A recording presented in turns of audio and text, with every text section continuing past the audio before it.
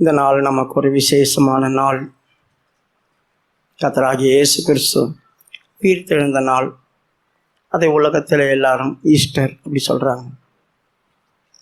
Easter அப்படி சொன்னால் உயிர்த்தெழுந்த நாள் அப்படி கிடையாது, அப்படி இல்லை. அந்த மாதிரி ஒரு வார்த்தையும் கிடையாது பைபிளில். எங்கன்னா ஈஸ்டர் அப்படி சொல்லி எதனா இருக்குதா? இல்லை. பாஸ் ஓவர் அப்படி தான் சொல்லியிருக்கு, கடந்து போகிறது.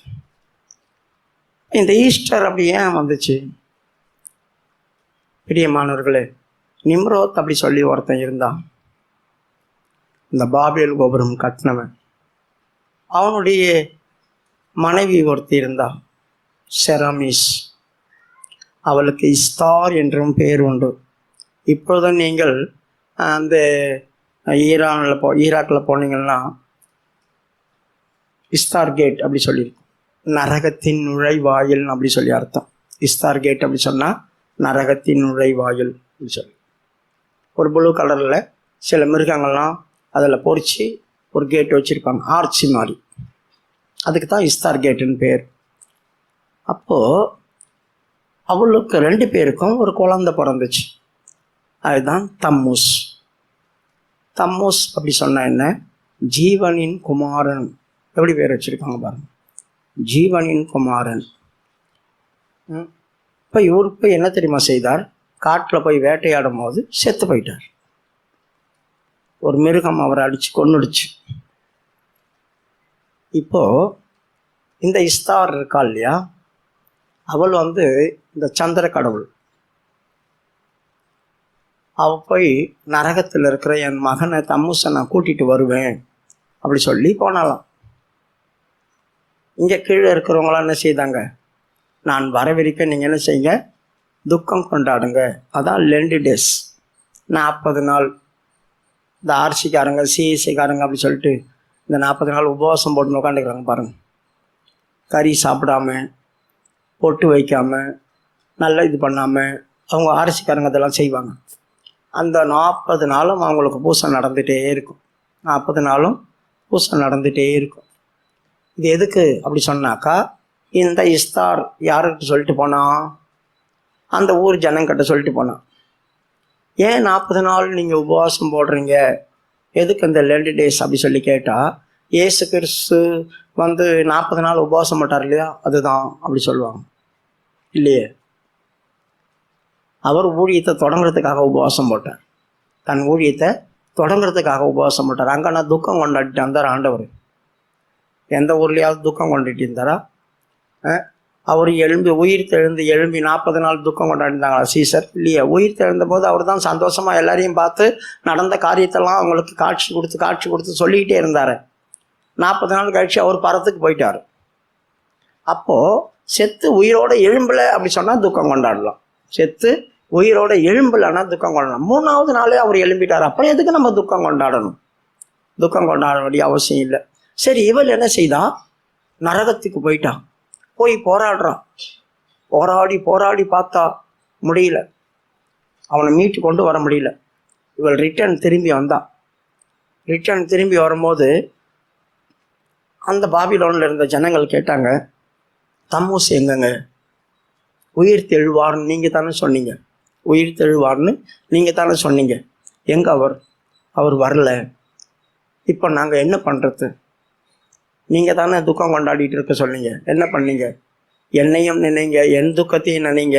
வருஷம் எனக்காகவும் என் பிள்ளைக்காகவும் துக்கம் கொண்டாடுங்க அப்படி சொல்லிட்டு போனான். அது எது வரைக்கும் வந்துச்சு தெரியுமா?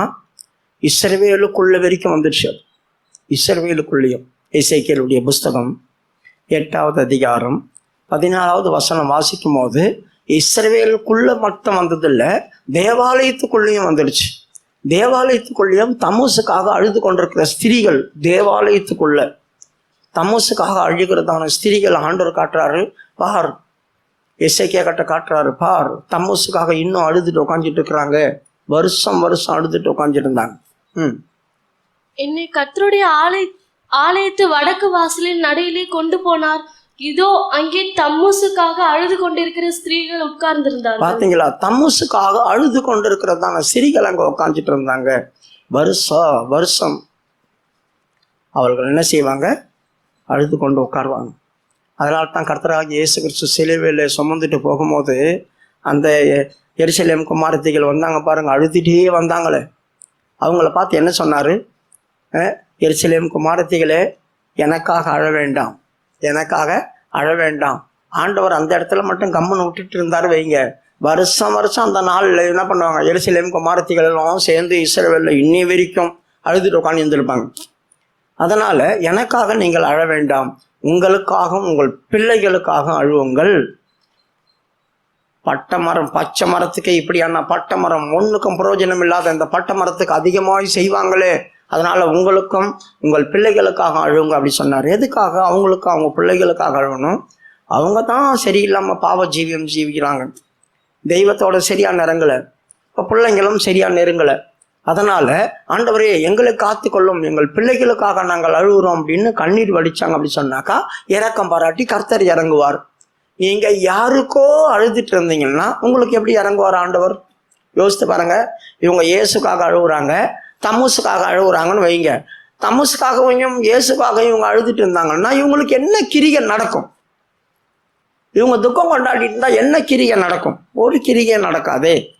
அப்போ எனக்காகவும் என்னை சார்ந்தவர்களுக்காகவும் நான் அழுதேன்னா நானும் உயிரோடு இருக்கிறேன், என்னை சார்ந்த பிள்ளைகளும் உயிரோடு இருக்கிறாங்க. அப்போ கர்த்தர் அவங்களுக்காக இவங்க கண்ணீர் வடிச்சிட்டு இருக்கிறாங்களே, கர்த்தர் அவங்களுக்கு நாங்கள் இறங்குவோம் அப்படி சொல்லிட்டு போவாங்க. கண்ணீர் சாதாரணமானதில்லை, அழுகைன்றது சாதாரணமானதல்ல. தன் மகனுக்காக 20 வருடமாக அவன் ரட்சிக்கப்படணும் அப்படி சொல்லி ஒரு தாய் ஜோம் பண்ணிட்டு இருந்தாங்களாம், கண்ணீர் வடிச்சு. அவன் ஒரு கொள்ளைக்காரன். எங்கன்னா பெரிய பெரிய ஆளுங்கக்கிட்ட பார்த்து எதனா ஒரு பண்ணி கொள்ளை அடிச்சுட்டு போயிடுவான். அவன் எப்பவும் ஜெயிலில் இருப்பான். ஒரு முறை அவன் வெளியே வந்தான், ஜெயிலை விட்டு வெளியே வந்தான். வெளியே வந்திருக்கும் போது பாம்பேலேருந்து ஒரு ஆள் ஒரு 5 ஸ்டார் ஹோட்டலில் வந்து தங்கியிருக்கார். அவர் ஏதோ ஒரு பொருள் வந்துடுறா, அவங்க விற்கிறதுக்காக இது பண்ணிட்டு இருக்காங்க அப்படி சொல்லி இவனுக்கு நியூஸ் வருது. இப்படி கொள்ளை அடிக்கிறவங்க அங்கங்கே ஆளுங்களை வச்சுருப்பாங்களே, அப்படி நியூஸ் வரும்போது அவனை இவன் ஏமாற்றி எடுக்கிறதுக்காக இவன் போனான். அந்த 5 ஸ்டார் ஹோட்டலில் டிப்டாப்பாக போயிட்டார். போய் லிஃப்ட்டில் ஏறினார். லிஃப்ட்டில் ஏறி அதை சாத்துற நேரத்தில் ஒருத்தர் என்ன செய்ய 2 வாளியில் பக்கெட்டில் தண்ணி கொண்டு இருங்கன்னு சொல்லிட்டு உள்ளே வந்தார். உள்ளே வந்த உடனேயும் அவர் கேட்டாராம், இது 5 ஸ்டார் ஹோட்டலு தானே அப்படின்னு. ஆமாம். லிஃப்ட் மேலே போயிட்டு இருக்குது. இது 5 ஸ்டார் ஹோட்டலு தானே? ஆமாம். எல்லா இடத்துலையும் தண்ணி தானே வரும். ஆனால் என்னத்துங்க வாளியில் நீங்கள் தண்ணி எடுத்துகிட்டு வந்து எங்கே எடுத்துகிட்டு போகிறீங்க அப்படி சொல்லி கேட்டாங்க. வாளியில் தண்ணி எடுத்துகிட்டு வரீங்க அப்படி சொல்லி கேட்டாங்க. இது தண்ணி இல்லைங்க அப்படி சொல்லி. தண்ணி இல்லைன்னா என்னது அப்படி சொல்லி.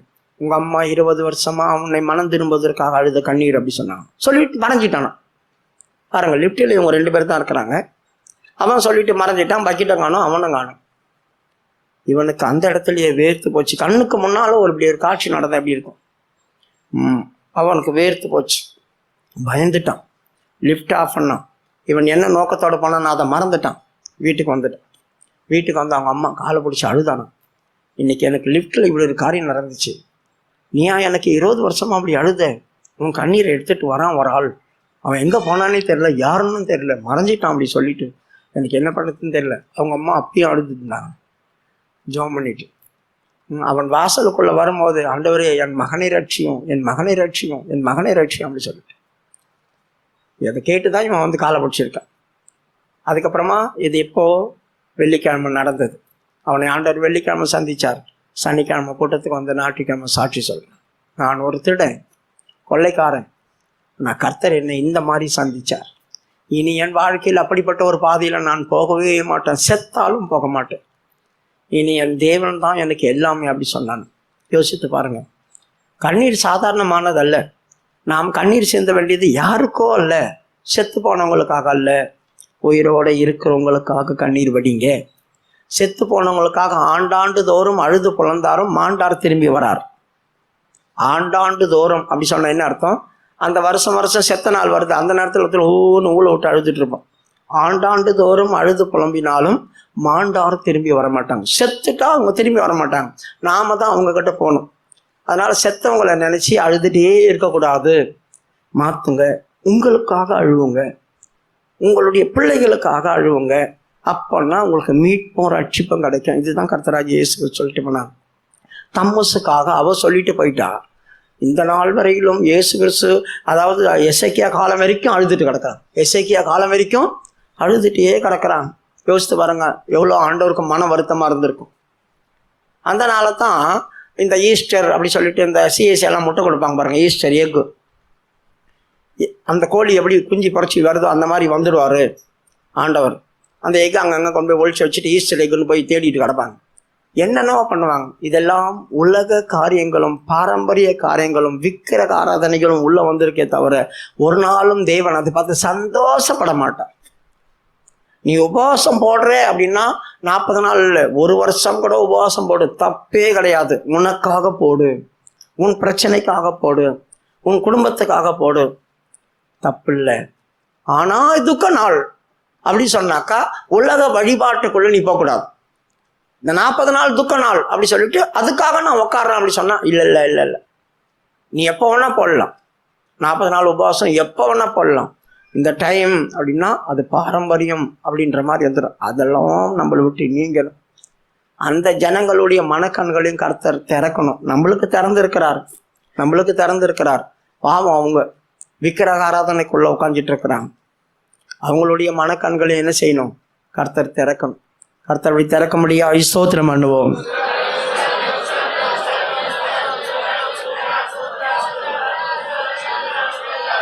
அல்லேலூயா. சரி, ஆண்டவர் இன்றைக்கு உயிர் தெழுந்தார். அதிகாலையில் சில ஸ்திரீகள்லாம் ஓடி போய் என்ன செய்தாங்க? இந்த அதிகாலையில் நம்மள இந்த கல்லை யாரும் இவ்வளோ பெரிய கல்லை புரட்டி தள்ளுவாங்க அப்படி இப்படின்னு சொல்லி யோசிச்சுட்டு போயிட்டே இருக்கிறாங்க. அப்படி போயிட்டே இருக்கிற நேரத்தில் திடீர்னு இவங்க கண்ணுக்கு முன்னால் ஒரு பெரிய தூதன் வந்து வெளிச்சமாக அந்த கல்லை புரட்டி போட்டு அந்த கல் மேலே உட்காந்துட்டான். கல் மேலே உட்காந்து உள்ளே பார்க்குறாங்க, எதுவும் காணும். திகைச்சு போய் நிற்கிறாங்க. அப்போ அவங்க சொல்கிறாங்க, நீங்கள் ஏன் உயிரோடு இருக்கிறவரை மரித்தோர் இடத்துல தேடுகிறது என்ன? அவர் உயிர் தெழுந்தார், இங்கே இல்லை, போங்க போய் சொல்லுங்க, அவங்க சீசர்கிட்ட போய் சொல்லுங்க அப்படி சொல்லிட்டு போயிட்டான். சரி, இயேசு கிறிஸ்து உயிர் தெழுந்து யாரை பார்த்தார்? யாரை சந்தித்தார்? உயிர் தெழுந்து யாரையெல்லாம் சந்தித்தார்? அவங்க எப்படிப்பட்டவங்க அப்படி சொல்லி கொஞ்சம் பார்ப்போம் ஒருத்தரையா. இன்றைக்கு அவங்களுடைய சுபாவங்கள், அவங்களுடைய காரியங்கள்லாம் நம்ம கிட்ட இருந்துச்சுன்னா இன்னைக்கு நீங்க நினைச்சீங்க உங்களையும் ஆண்டவர் பார்க்க வருவார். இன்றைக்கு உயிர் தெழுந்து உங்களையும் பார்க்க வருவார். அப்ப இயேசு முதல் ஒரு ஆளை உயிர் தெழுந்து சந்திச்சார். அவங்க யாருன்னு பார்ப்போமா? மார்க்குடைய புஸ்தகம் 14வது அதிகாரம் 9வது வசனம் வாசிங்க. மார்க்கு 14வது அதிகாரம் 9வது வசனம். இந்த சுவிசேஷம் உலகத்தில் எங்கெங்கே பிரசங்கிக்கப்படுமோ அங்கெங்கே இவளை நினைப்பதற்காக. மார்க்கு 14:9 16. வாரத்தின் முதல் நாள் அதிகாலையிலே இயேசு எழுந்திருந்த பின்பு மகதலேனா மரியாளுக்கு முதலாக தரிசனமானார். மார்க்கு சுவிசேஷம் 16வது அதிகாரம் 9வது வசனம். கர்த்தர் வாரத்தின் முதலாம் நாள் உயிர் தெழுந்தார். அதிகாலை உயிர் தெழுந்து முதல் மகதலேனா மரியாளுக்கு தரிசனமானாராம். மகதலேனா மரியாளுக்கு ஏன் முத தரிசனம் ஆகணும்? முதல் அவளுக்கு தான் தரிசனமானார். ஏன்னா அவ தான் கல்லறையில் வந்துட்டு எல்லாம் பார்த்துட்டு போயிட்டாங்க. எல்லாரும் பார்த்துட்டு போயிட்டாங்க. போயிட்ட பேர் கூட இவ போக மனசு வரல, இவளுக்கு போக மனசு வரல. அங்கேயே நின்று அழுதுட்டு இருந்தான். அங்கேயே நின்று அழுதுகிட்டே இருக்கிறான். உயிர் தெழுந்த இயேசு அவளை வந்து பார்த்தார். பார்த்து, ஸ்திரீயே ஏன் அழுகிறாய்? அவள் என்ன செய்தா? தோட்டக்காரன் நினச்சிக்கிட்டான். ஐயா, என் ஆண்டவனை வைத்த இடத்த காணும், யாரோ தூக்கிட்டு போயிட்டாங்க, நீர் எடுத்திருந்தா சொல்லும், நீ எங்கே வச்சிருக்கிற சொல்லும், நான் போய் எடுத்துக்கிறேன், என் ஆண்டவரை யாரை தூக்கிட்டு போயிட்டாங்க அப்படின்னு. அப்புறம் தான் ஆண்டவர் சொன்னார், மரியாள் அப்படி சொல்லி கூப்பிட்டார். கூப்பிட்ட உடனேயும் ஆண்டவர் தான் இப்படி கூப்பிடுவார். உடனே ரபினி அப்படி சொல்லி தொட போனான். ப்ளீஸ் டோன்ட் டச் மீ அப்படி சொன்னார். என்னை தொடாத, நான் இன்னும் என் பிதாவிடத்தில் போகலை அப்படி சொல்லிட்டார். சரி, இவ்வளோ ஏன் வந்து சந்திச்சார்? ஒன்று, எல்லாம் போன பேர் கூட இவோ ஏங்கி ஆண்டவர் சமூகத்தில் அழுதுட்டு கிடந்தா. அதனால மாத்திரம் இல்லை, ஏன் எல்லாம் போன பேர் கூட இவன் நின்றுந்தா அப்படி சொன்னாக்கா 10வது வசனத்தில் இவகிட்ட இருந்து 7 பிசாசு ஆண்டவர் துரத்தி இருந்தாராம். இந்த 7 பிசாசு அவளை என்னெல்லாம் கஷ்டப்படுத்தியிருக்கும். அவளிடத்திலிருந்து அவர் 7 பிசாசுகளை துரத்தி இருந்தார். அவள் புறப்பட்டு அவரோட கூட இருந்தவர்கள் துக்கப்பட்டு அழுது கொண்டிருந்தார். அவளிடத்துல 7 பிசாசுகளை ஆண்டவர் துரத்தி இருந்தார். 7 பிசாசுகள். ஒரு பேய் பிடிச்சாவே இன்னும் ஆட்டம் போடுவோம் நம்ம. 7 பேய் ஒரு ஆளுக்குள்ள போயிடுச்சா இன்னும் நான் பண்ணியிருப்பாங்க. அவங்க அந்த தேசத்தில். இவள் எவ்வளோ கஷ்டப்பட்டாலோ ஆண்டவர் அவளிடத்துல அந்த 7 பிசாசை துரத்தி இருந்ததான என் வாழ்க்கையில் நான் பட்ட கஷ்டத்தெல்லாம் இவர் தானே நீக்கினார். எவ்வளோ பேருக்கிட்ட போனோம், யாருமே எனக்கு உதவி செய்யலை, இவர் தானே வாலண்டரியாக வந்து என்னை குணமாக்கினார். அதனால தான் எல்லாரும் ஓடினா கூட இவன் நின்று அழுத்திட்டு இருந்தான். அப்போ இன்னைக்கு ஆண்டவராகிய இயேசு கிறிஸ்து உயிர் தெழுந்தால் நம்மளை வந்து சந்திக்கணும் அப்படி சொன்னாக்கா ஏற்கனவே நான் பாடுபட்டிருக்கணும். ஒருவேளை பேய் பிடிச்சி ஆடி இருக்கணும். பேய் பிடிச்சி ஆடணும், நான் தான் எனக்கு பேயை பிடிக்கலையே. அப்போ இன்றைக்கி என்னை சந்திக்க மாட்டார் ஆண்டவர். நீ கஷ்டமாவது பட்டிருக்கணும், எதனா ஒரு உபத்திரத்தில் போயிருக்கணும். அப்படின்னாக்கா அந்த உபத்திரத்துலேருந்து உன்னை காப்பாற்றிருப்பார் இல்லையா ஆண்டவர். அந்த காப்பாற்றின நன்றி கடனுக்காக யார் என்னை விட்டு ஓடினாலும், யார் என்னை விட்டு பின்வாங்கினாலும் நீ இருப்ப. எவ்வளோ பேர் தெய்வத்தை விட்டு விலகினாலும் தெய்வம் சரியாய் ஒரு ஆளை தொட்டிருந்தா நாம இருப்போம். நாம் இருந்த நிலவரம் அந்த மாதிரி, கர்த்தர் என்னை ரட்சித்த சூழ்நிலை அந்த மாதிரி. அப்படி யாராவது ரட்சிக்கப்பட்டா இந்த மகதலேனா மரியாள் போல மாறுவாங்க. இந்த மகதலேனா மரியாள் போல மாறுவாங்க. வந்த ஸ்திரீங்கெல்லாம் போயிட்டாங்க, இவன் மட்டும் தனியாக உட்காந்து அழுதுகிட்டே இருந்தான். இவன் மட்டும் தனியாக நின்று அழுதுகிட்டே இருந்தான். அதுதான் அங்கே இருந்த மேன்மை. எனக்கு அவர் உதவி செய்தார் அந்த மாதிரி. அதனால எனக்கு நான் ஆண்டவர் விட்டு போக மாட்டேன். அவர் இறந்தாலும் பரவாயில்ல, இந்த கல்லறையில தான் கிடக்கணும், ஓய்வு நாள் தான் வேலை செய்ய முடியாது, இன்னைக்கு முதலாம் நாள் தான் நின்றுட்டு இருந்தா. அதனால தான் கர்த்தர் அவளை சந்தித்தார். அப்படின்னாக்கா தேவன் மேல் வைத்த இரக்கமும் நன்றி உள்ள இருதயம் நமக்கு வேணும். ஆண்டவர் மேல் பாசமும் நன்றி உள்ள இருதயமும், தேவன் எனக்கு செய்ததை நான் மறக்க மாட்டேன் அப்படின்னு இருந்தீனாக்கா எந்த சூழ்நிலையிலும் யார் போனாலும் நீ போக மாட்டேன், எல்லாரும் ஓடி போனாலும் நான் ஓட மாட்டேன், என் கர்த்தரோடு இருப்பேன். என்ன பிரச்சனை வந்தாலும், என்ன காரியம், ஒரு சிலருக்கு பாருங்க, எதனா ஒரு சின்ன காரியம் சபையில திட்டினா கூட அத்தோட மூஞ்செல்லாம் தீக்கிட்டு போய் மூஞ்சிடும். அத்தோட அவங்களுக்கு கோவம் வந்துடும். அவன் நீ யாரோ நான் யாரோன்ற மாதிரி ஆயிடும். அந்த மாதிரி கூட இருக்காது. என்ன நடந்தாலும் அந்த அன்பு விலகாது, அந்த அன்பு விலகாது. அதனால்தான் பாசம் நேசம் என்று சொல்றது, அந்த திரளான தண்ணீரை கொண்டு வந்து ஊத்தினாங்களும் அது அமைஞ்சு போகாது. முழு வீட்டு முறையா ஆஸ்தியை கொண்டு வந்து வச்சாலும் அன்பு தனியாது, நேசம் தனியாது, அன்பும் தனியாது. அதை அழிக்க முடியாது. அதுதாங்க உண்மையானது. அது எந்த இடத்துலையும் கிரியை செய்யும். அப்படிப்பட்ட இடத்துல கர்த்தர் வந்துடுவார். அப்படிப்பட்ட இடத்துல கர்த்தர் வந்துடுவார். அப்போ என்னை தேவன் சந்திக்கணும் அப்படி சொன்னாக்கா எனக்கு அப்படிப்பட்ட ஒரு இருதயம் இருக்கணும். நீங்க தாறுமாறா தெரிஞ்சிருந்தா கூட இருந்திருக்கலாம். ஆனா கர்த்தர் உங்களை தொட்ட போது, நீ திரும்பப்பட்ட போது, கர்த்தர் விட்டு விலகாம அவருக்காக தியாகம் பண்ணி அழுது புலம்பி ஆனாலும் நிக்கிறியே. என்ன கஷ்டம் வந்தாலும் எனக்காக நிக்கிறாங்களே. எல்லாரும் ஓடிட்டாங்க, தனியா ஒரு பிள்ளை மட்டும் நின்று இருக்கான். எல்லாரும் ஓடிட்டாங்க, தனியா ஒரு பிள்ளை மட்டும், அதுவும் கல்லற வாசல்ல, அங்க இருட்டான நேரம்தான். எல்லாம் போன பேரோட ஒருத்தி நின்று இருக்காளே, இவளுக்கு போக மனசு வரலையே. அவங்களாம் முக்கியமா, இவ தான் இவனுக்கு முக்கியம். அதனால தான் தேவன் அவளை வந்து சந்தித்தார். யார் தேவன் மேல் அப்படி ஒரு காரியத்தை வச்சிருக்கிறாங்களோ கர்த்தர் நிச்சயமா அப்படிப்பட்ட ஆளுங்களை சந்திப்பார். ஒண்ணு. ரெண்டாவது, ஆண்டவர் யாரை சந்தித்தார்? மத்தேயுடைய புஸ்தகம் 28வது அதிகாரம் 8-9. அவர்கள் பயத்தோடும் மகா சந்தோஷத்தோடும் கல்லறையை விட்டு சீக்கிரமாய் புறப்பட்டு அவருடைய சீஷர்களுக்கு அறிவிக்க ஓடினார்கள். அவர்கள் அவருடைய சீஷர்களுக்கு அறிவிக்க போகிற போது இயேசு தாமே அவர்களுக்கு எதிர்பட்டு வாழ்க என்றார். அவர்கள் கிட்ட வந்து அவர் பாதங்களை தழுவி அவரை பணிந்து கொண்டார்கள். நல்லா கவனிங்க. இப்ப 2 ஸ்திரீகள் ஆண்டவர் சந்திக்கிறார். அவங்க யாரு? இந்த மகதலேனா மரியாள் இங்க இருந்தா பார்த்தீங்களா? அவங்கள விட்டு 2 பேர் ஓடினாங்களே. ஆண்டவர் வந்து இங்க இல்லை, எங்க போனாரும் தெரியல, யாரை தூக்கிட்டு போயிட்டாங்கன்னு சொல்லிட்டு பயம் திகிலும். ஏன்னா தேவதூதர்களை பார்த்துருக்காங்களா அவங்களுக்கு? அதிகாலையில ஒருத்தரை பார்த்த உடனே பயம் திகிலும் ஓடுறாங்க. இங்க ஒருத்தி இருக்கிறா, அவளை கூட்டு பார்த்தாங்க, அவ வரல, இவங்க ஓடுறாங்க. ஓடிட்டு இருக்கிற நேரத்துல கர்த்தர் அவருக்கு எதிர்பட்டு வாழ்க அப்படி சொன்னார். சொன்ன உடனே அவங்க ரபினி அப்படி சொல்லிட்டு கடகடன்னு காலை பிடிச்சி தழுவி பணிந்து கொண்டாங்க. இவளை தொடக்கூடாது அப்படின்னு சொல்லிட்டு அவங்கள ஏன் தொட சொன்னார் ஆண்டவர்?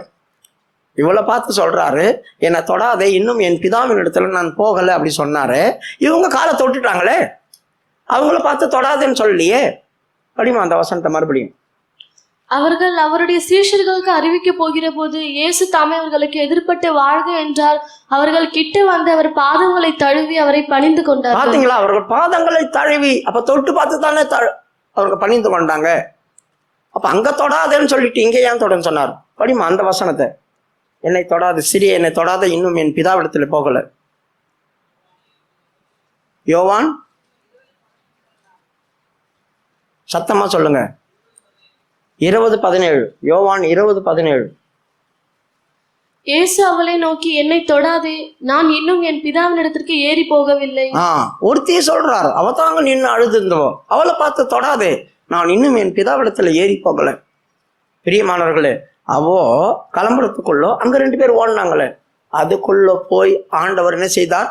பிதாவிடத்துல போய், இதோ நான் என் வேலையை முடிச்சிட்டு காட்டிட்டு அவங்கள வழியில தான் சந்திச்சார். வழியில தஞ்சவர் அவங்க தொட்டும் போது ஒன்றும் சொல்லல, அதுக்குள்ள அது அவர் வேலையை முடிச்சார். இப்போ அவங்க தழுவுனாங்க. இப்போ போய் சொல்றாரு, என்னுடைய சகோதரர்களை நான் என்ன செய்ய போறேன்? கலிலேயாவில் சந்திக்க போறேன், அவங்கள அங்க வர சொல்லுங்க அப்படி சொல்லிட்டு அங்க வர சொல்லுங்க. சரி, இந்த 2 சகோதரிகளை ஆண்டவர் சந்தித்தார், பெண்களை. ஏன்? இவங்க தான் போய் அந்த சீசர்களுக்கே நற்செய்தி சொல்லணும். பிரியமானவர்களே, யூதர்கள்ல பெண்களை மதிக்கவே மாட்டாங்க. பெண்களை மதிக்க மாட்டாங்க எந்த விஷயத்திலையும். ஜபாலயத்துல கூட அவங்களுக்கு இடம் இல்லை அப்படின்னா பாருங்க, அந்த மாதிரி. அப்போ ஆண்கள் தான், பெண்களுக்கு அந்த அளவுக்கு மதிப்பு கிடையாது. அதனால்தான் அப்போஸ்தலருடைய காலத்துல பிரச்சனை வந்துச்சு. என்ன பிரச்சனை? அந்த கிரேக்க ஸ்திரீகள் வந்தாங்க பாருங்க, வந்து எங்களுக்கு சாப்பாடு கொடுங்க அப்படின்னு கிரேக்க விதவைகள் வந்தாங்க. யூதர்கள் ஆமா ஆமா அப்படி சொல்லி துரத்தி விட்டுறாங்க. கிரேக்கர்களுக்கு வந்து என்னன்னாக்கா, யூதர்களுடைய விதவைகள் ஒருடைய வீட்டுல புருஷன் செத்துட்டு மனைவி விதவையா ஆயிட்டா அப்படி சொன்னாக்கா அவங்க தெய்வத்துக்கு சமம். ஏன்னா செத்தவர் பாதாளத்துக்கு போக மாட்டாரு, கடவுள்கிட்ட போயிருப்பாரு. அவர் தெய்வம் ஆயிட்டாரு. அவர் தெய்வம் ஆயிட்டா அவங்க மனைவி யாரு? அவங்களும் தெய்வம் ஆயிட்டாங்க, தெய்வத்துடைய மனைவி. அதனால நம்ம தான் விதவை நம்மளுக்கு முன்னால வந்தோம்னா எங்களப்பா, ஐயோ கடவுளே மூலி வந்துட்டாலே போற நேரத்துலன்னு வீட்டுக்கு போயிடும். யாராவது ஒருத்தவங்க விதவை நம்ம முன்னால வந்துட்டாங்க அப்படின்னா நம்ம இதெல்லாம் நல்ல காரியத்துக்கு போகும்போது இவளா வரா அப்படின்னு சொல்லி திரும்பி வீட்டுக்கு போயிடுவோம். நம்மளுக்கும் அவங்க பிடிக்காது. அதே மாதிரி தான் யூதர்களுக்கும் பிடிக்காது. இந்த மாதிரி ஆளுங்களை பார்த்தா பிடிக்கும். ஆனா கிரேக்கர்கள் அவங்க தான் முன்னால வரணும். ஏன்னா அவங்க தெய்வத்துடைய மனைவி, அவங்க தான் முன்னால வரணும். அவங்க முன்னால வந்தா நல்ல காரியம் நடக்கும் அப்படி சொல்லுவாங்க. அப்படிப்பட்டவங்க இப்போ லைன்ல நிக்கிறாங்க. அப்போஸ்தலர் காலத்துல லைன்ல நிற்கும் போது சாப்பாடு வாங்க வந்தாங்க பார்த்தீங்களா? சாப்பாடு வரும்போது அப்போ இவங்கள பார்த்த ஐயோ நீங்க முன்ன போய் வாங்கிக்கங்க, நீங்க முன்ன போய் வாங்கிக்கங்க அப்படி சொல்லியிருப்பாங்க. இப்போ இவங்க வரும்போது யூதர்கள் துரத்திட்டாங்க, போய் லைன்ல வா அப்படி சொல்லிட்டாங்க. இந்த பக்கம் கிரேக்கர்கள் இருந்தாங்க பாரு, அவங்களுக்கு மனசு ரொம்ப வேதனையா இருந்துச்சு. அவங்க தான் அப்போஸ்தலர்கிட்ட சொல்றாங்க, எங்க சகோதரிகளெல்லாம் இப்படி துரத்துறாங்க, ரொம்ப கேவலமா பேசுறாங்க, அவங்கள நாங்க ரொம்ப மதிக்கிறோம், இவங்க எங்களை இது பண்ண மாட்டாங்க. அப்போ அவங்க என்ன தெரியுமா சொன்னாங்க? எப்பா எங்களுக்கு இதான் வேலை, எங்களுக்கு பிரசங்கம் பண்ற வேலை, அதனால உங்களிலேயே இருக்கிறதான 7 பேரை செலக்ட் பண்ணுங்க அப்படி சொன்னாங்க. அப்போ அந்த பிலிப்பு அவன் கிரேக்கன், ஸ்தேவான் அவன் கிரேக்கன், அவங்களாம் யூதர்கள் கிடையாது. அவங்களுக்குள்ள இருந்து பிரிச்சு எடுத்து 7 பேரை செலக்ட் பண்ணி, ஜபிக்கிறவன், வேதத்தை சரியாய் அறிந்தவன், எல்லாரையும் அரவணைக்கிறவன், சாட்சி உள்ளவன், இப்படிப்பட்டவங்களை எழுப்பினாங்க. அதுல 2 பேர் ஃபேமஸ் ஆனவங்க. 7 பேரை எழுப்பினாங்க, அதுல 2 பேர் ஃபேமஸ் ஆனவங்க, பிலிப்பும் ஸ்தேவானும். அவர்கள் என்ன செய்தாங்க? அவங்க ஆளுங்க வந்த போது அவங்க என்ன பண்ணுவாங்க? கனம் பண்றாங்கல்ல, அவங்களுக்கு எதனா உதவி செய்வாங்க அப்படி சொல்லி. அப்ப யூதர்கள் பொறுத்த வரைக்கும் ஸ்திரீகள் அவங்களுக்கு மதிப்பே கிடையாது. வீட்டுல இருந்து ஒரு புருஷன் வெளியே போறான் அப்படின்னாக்கா, எங்கெங்க போறீங்க? சே வரமாட்டேன், நான் திரும்பி எங்க பாருங்கன்னு கேட்கறேன். போகும்போது பாய் மண் அமைதி அப்படி சொல்லிட்டு போயிடும். அப்ப அவங்களுக்கு மதிப்பு கொடுக்க மாட்டாங்க. ஆண்டவர் என்ன பண்ணார்? அதை அப்படியே மாத்தினார். அவர் ஸ்திரீகளுக்கு தான் 2 முறையும் தரிசனமானார். அப்போ நம்மள மதிக்காம கேவலமா தள்ளி வச்சு ஒதுக்கி வச்சு ஒரு மாதிரி ஆக்கிட்டு இருக்காங்களே, அந்த மாதிரி நீங்க இருக்கிறீங்கன்னா பாக்கியசாலின்னு நினைச்சீங்க. இன்னைக்கு உயிர் திறந்த இயேசு உங்களை தான் பார்க்க வரும். அதை மறந்துடாதீங்க. யார் நம்மளை ஒதுக்கி கேவலப்படுத்தி ஓரம் கட்டுறாங்களோ, நம்மளை நினைச்சு கூட பார்க்க மாட்டாங்களோ, நம்மளை கேவலமா மதிக்க கூட மாட்டாங்களோ, அப்படிப்பட்டதான ஆணா இருக்கட்டும் பெண்ணா இருக்கட்டும், யாரா இருந்தாலும் சரி, கர்த்தர் உங்களை பார்க்க வரார். மதிப்பு குறைஞ்சதான ஆட்களை உயிர் தந்த இயேசு பார்க்க வந்து அவங்கள பார்த்து சொல்றாரு, வாழ்க, இனி நீ ஒழிய மாட்டாய். ஒழிக அப்படி சொல்லல, வாழ்க, இனி வளர்ச்சி அடைவாய், இனி பெண்களை மதிக்கக்கூடிய காலம் வரப்போது பாரு. என்னங்க எப்படிங்க வரும் அப்படி கேட்டிருப்பாங்களா அவங்க? பெண்களை யூதர்கள் மதிப்பாங்களா? அது எப்படி மதிப்பாங்க? நீங்க தான் நான் உயிர் தெழுந்ததையே போய் சொல்ல போறீங்க. நான் உயிர் தெழுந்ததையே நீங்க தான் போய் சொல்ல போறீங்க. நீங்க சொல்றதை வச்சுதான் அவங்க நம்ப போறாங்க. அப்ப காலகாலமா என்ன பேசுவாங்க? ஸ்திரீகள் வந்து சொன்னாங்க, ஏசு உயிர் தெழுந்தா நாங்களும் போனோம். ஆமா உண்மைதான், அவங்க சொன்ன மாதிரியே தான் நடந்துச்சு அப்படி சொல்லி இனி ஸ்திரீகளை உயர்த்துவாங்க. அப்படியே டோட்டலா சேஞ்ச் பண்றார். மதிக்காதவங்களுக்கு மதிப்பை உண்டாக்கி வைத்தார் உயிர் தெழுந்த உடனே. மதிக்காதவங்களை மதிப்பை உண்டாக்கி தந்தார் உயிர் தெழுந்த உடனே. அப்ப இவங்க போய் தான் சொல்றாங்க, இயேசு கிறிஸ்துடைய கல்லறையில் நாங்கள் போய் பார்த்தோம், அவர் அங்க இல்லை, அவர் அங்க இல்லை, உயிர் தெழுந்தான்னு 2 பேர் பிரகாசமா வந்து சொன்னாங்க, நீங்க வேணா போய் பாருங்க அப்படி சொல்லிட்டு. அப்புறம் என்ன செய்தான்? யோவான் குடுக்குடுன்னு ஓடியாந்தான். பின்னால பேதுரு வந்தான். யோவான் வந்து கல்லறை வாசல்லே இருந்துட்டான். பேதுரு உள்ள போயிட்டான். உள்ள போய் எல்லாத்தையும் பார்த்தான்.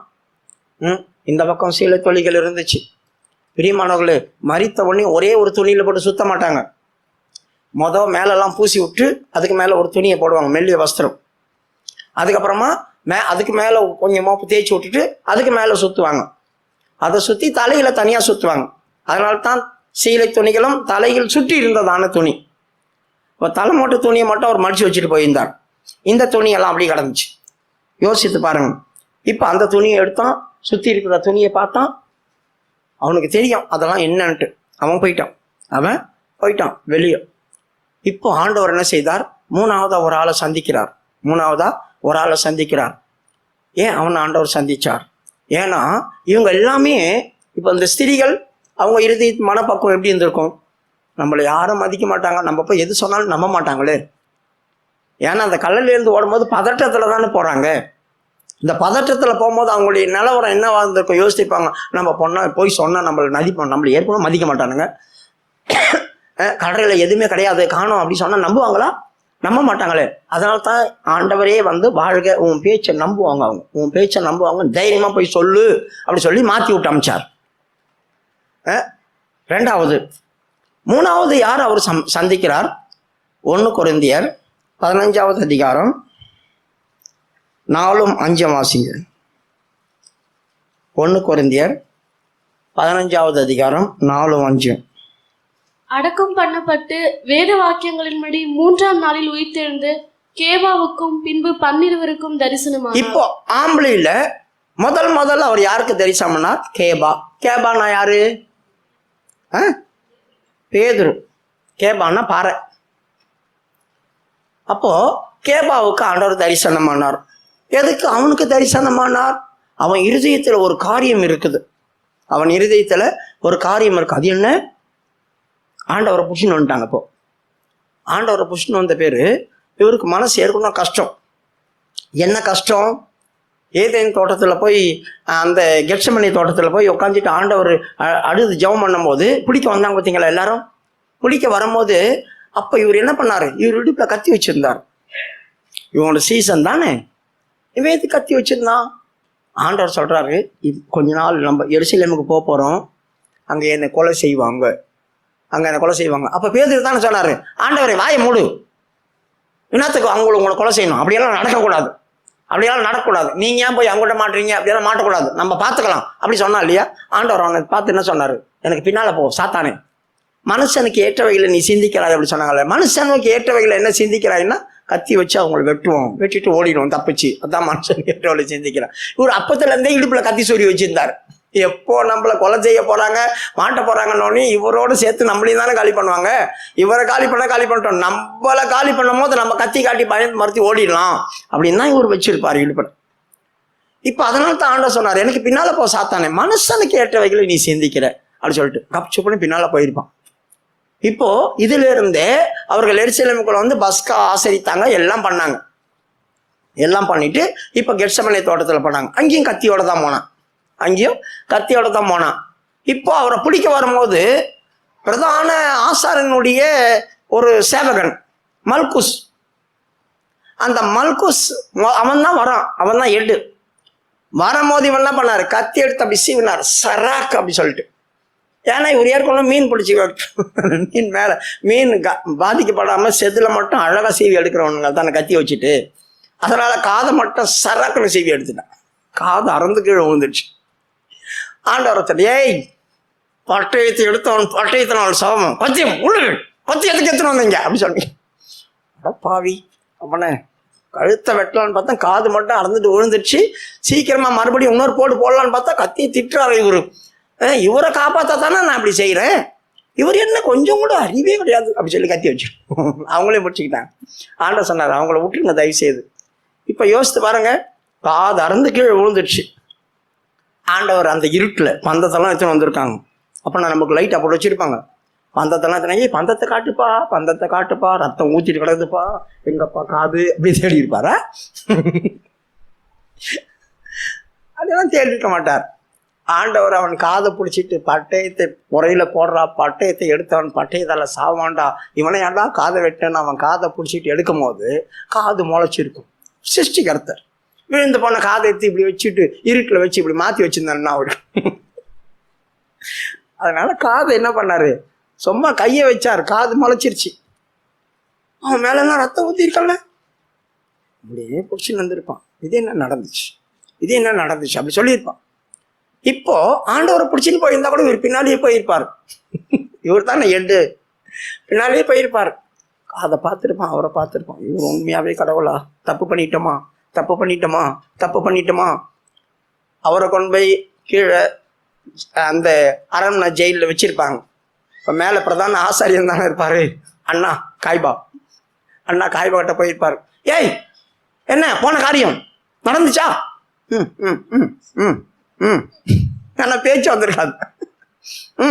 என்ன மேல ரத்தம், என்ன ரத்தம் ஊற்றிருக்காள் காதை எடுத்து, என்ன மேல ரத்தம் அடியில் தடி நடந்துச்சா? வெட்டி இறக்கணும் முடிஞ்சுச்சா? வெட்டவங்களை நீ அண்ணா தூக்கிட்டு வந்தியா? என்ன மேல சொல்றலாம் ரத்தம் ஊற்றி கிடந்து? ம் பிடிச்சிட்டு வரட்டும், பிடிச்சிட்டு வரட்டும் சொல்லியிருப்பான். ஒரு அதிசயம் நடந்தது நான் கூட சொல்ல முடியாது, சொன்னா இவனையும் முடிச்சு உள்ள போட்டுருவாங்க, நீயும் கல்யாணம் என்ன ஐட்டியான்ட்டு. அதனால போயிட்டு இருப்பான். யோசித்து பாருங்க. இப்போ இந்த கெத்செமனேலயே இவர் திட்டு வாங்கிட்டார். யாரு? பேதுரு. திட்டு வாங்கிட்டு இப்போ அங்கேருந்து பிடிச்சிட்டு போனாங்க. அவர் விட்டாங்களா, அங்கங்க சுற்றி ஜனங்க பின்னாலேயே வந்தார். ஜனங்க பின்னாலே மற்ற சீசர்லாம் யாரும் வரல, இவர்கிட்ட தானே கத்தி இருக்குது. அதனால தைரியமா வந்தார். தைரியமா வந்து அப்படியே வந்த உடனே அங்கே குளிர் காய்ந்து ஏசு அங்கே உட்கார வச்சிருக்கிறாங்க. இவரை வந்து கதப்பா உட்காந்துக்கிறார். இப்படியே பார்த்துன்னு வந்திருப்பார். அங்கே ஒரு பொம்பளை பார்த்துட்டான். ஏய் ஒன்று போன வாரம் தானே அவர் பக்கத்தில் பார்த்தேன், அவர் கூடிய ஒட்டிட்டு இருந்த நீ அங்கே வேற வந்த இங்கே வேற வந்த, யாருமா நீ? வேலையை பாரு. யாரையே பார்த்துட்டு என்ன மாதிரி எவ்வளோ பேர் இருப்பாங்க, என்ன மாதிரி சொல்ற அப்படி சொல்லிட்டு மறுபடியும் ஒரு போர்ச்சவர் வரான். ஏய் கண்டிப்பா சத்தியமாங்க அவன் எவனோ அவனை எனக்கு தெரியாது, அவன் யாருன்னு எனக்கு தெரியாது, அப்படி இப்படின்னு சொல்லி சபிக்க ஆரம்பிச்சுட்டான். அவன் மூஞ்ச பாருங்க எப்படி இருக்குது. அவனா நானு, அவன் கூட நான் தெரிஞ்சா எதுக்கு நான் இங்க வரணும், அப்படி இப்படி சொல்லி சபிக்க ஆரம்பிச்சேன். எனக்கு தெரியாத அவரு 3 முறை சேவலுக்கும் 2 தரம் மறுதளிப்பாங்க சொல்றேன். 2 தரம் சேவலுக்கும் போது 3 முறை மறுதளிப்பாரா? மறுதளிச்சிட்டார். சாமி சத்தியமா எனக்கு தெரியாது அப்படி சொல்லிட்டு. இப்போ ஏசு குறிச்சு திரும்பி பார்க்கறாரு. டே என் கூட தான்டா உட்காந்து சாப்பிட்டேன், பக்கத்துலயே இருந்தியடா, எங்கெல்லாம் கூட்டு போகும்போது உன்னதான்டா நான் கூட்டு போனேன், பிரதானமா வச்சிருந்தேனடா, உன் மாமியார் உடம்பு சரியில்லைன்னு நீ வீட்டுக்கு கூட்டு போனியே, தொட்டு சுகமாக்கணே, நன்றி கெட்டவனே அப்படி சொல்லியிருக்கலாம் இல்லையா? ஆண்டவர் திரும்பி அவனை பார்த்தாரு. ஆண்டவர் அவன் பார்த்த உடனே இருதயம் ஒரு மாதிரி ஆயிடுச்சு. ஐயோ ஆண்டவரே, யார் ஓடினாலும் நான் ஓட மாட்டேன் அப்படி சொன்ன வந்தான். யாரு ஓடினாலும் நான் ஓட மாட்டேன், உன்னோடு கூட மறிக்கிறதுக்கு நான் தயார், செத்து போவேன். ஆண்டவர் பார்த்துருப்பார். நீ தானே செத்து போவேன்னு சொன்ன, நீ தானே சொன்ன செத்து போவேன்னு அப்படி சொல்லி பார்த்துருப்பாரு. வெளியே போய் அவன் மனம் கசந்து அழுதான்.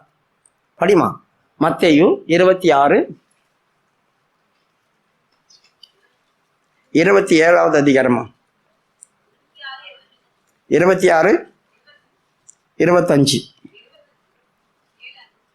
75. அப்பொழுது பேதுரு சேவல் கூவுகிறதற்கு முன்னே நீ என்னை 3 தரம் மறுதலிப்பாய் என்று. இல்ல வெளியே போய் அவன் மனம் கசந்து அழுதான். சேவல் கூவுகிறதுக்கு முன்னே நீ என்னை 3 தரம் மறுதலிப்பாய் என்று இயேசு தன்னிடத்தில் சொன்ன வசனத்தை நினைத்து கொண்டு வெளியே போய் மனம் கசந்து அழுதான். வெளியே போய் மனம் கசந்து அழுதான். அவனுக்கு ரொம்ப பாதிப்பு வந்துடுச்சு. ஏன்னா ஆண்டவர் பார்த்த பார்வை அந்த மாதிரி, ஆண்டவர் பார்த்த பார்வை அந்த மாதிரி. அப்போ உயிர் தெழுந்த இயேசு ஆண்டவர் உயிர் தெழுந்தாருன்னு இன்னும் பயம் ஜாஸ்தி ஆயிருக்கு.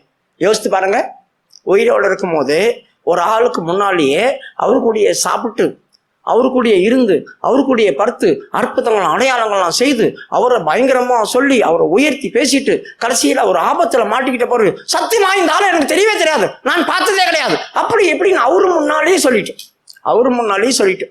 நம்ம உயிர் காக்கிறதுக்காக சரி நம்மளை காப்பாற்றி விட்டாங்க. அவர் என்ன செய்தார்? எப்படியோ தப்பிச்சு அப்படியே சுத்திக்கிட்டு வராருன்னு வச்சுங்க. மறுபடியும் அவர் தப்பிச்சுட்டாருன்னு தெரிஞ்சிச்சுனாக்கா எப்படி அவரை பார்ப்போம்?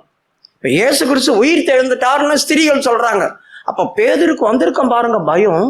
ஐயோ, நம்ம தானே தெரியாதுன்னு மறுதளிச்சோம். எந்த மூஞ்ச வச்சுட்டு அவரை போய் பார்ப்போம்?